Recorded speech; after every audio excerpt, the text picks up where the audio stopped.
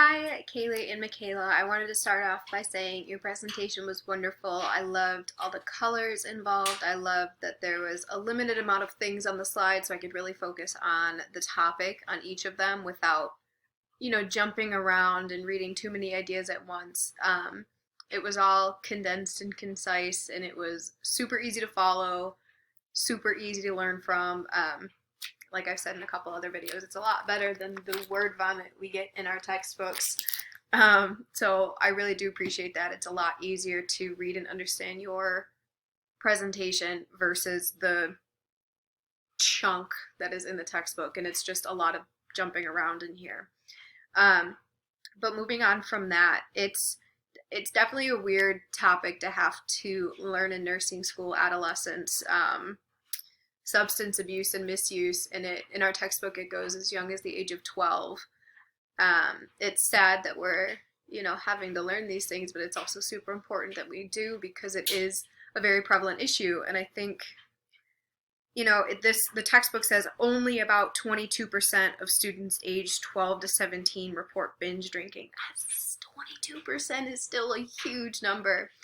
And kind of sticking with that topic of alcohol and even throwing tobacco use in there, and now with the whole vaping and e-cigarettes and the THC pens or whatever they're called, a lot of the time I think adolescents are using these is because maybe something happened in their past and they're trying to kind of escape from it, or the people in their lives, they see them doing these things and they think, oh, it's got to be okay if mom and dad are sitting down and drinking 8 beers every night, like that must be the adult thing to do.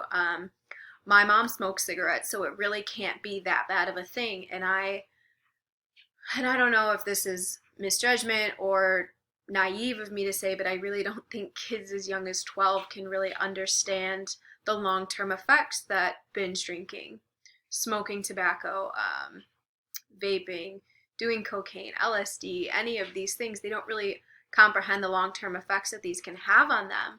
And like I said, I think it's them going into starting these behaviors without any education or knowledge on the topic. And I think that that's a really important thing. Like, I remember in fifth grade, sometime late elementary school, we had the DARE program, the Dare Not to Do Drugs. And I remember they had the little t-shirts with the lion on it. I don't know if you guys had this, but public education, man. And I remember they would bring police officers in to discuss what could happen legally if people our age were doing drugs or drinking, and it was horrifying. It was scary, and it scared the daylights out of us, and it worked.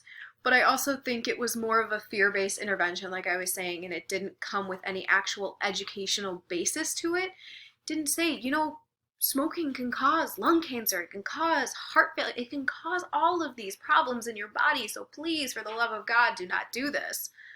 And so I think, I don't know if they're doing it anymore, because I remember my brother didn't do it, but I think definitely it should be reinstated, and reinstated with, like, community nurses. Bring a community nurse in to say, like the presentations we do for community clinical, bring those with you. I mean, definitely change them up a little bit, make them fun, make them interactive, make it a learning experience for these students to understand what they're putting in their body will have these long-term effects on them.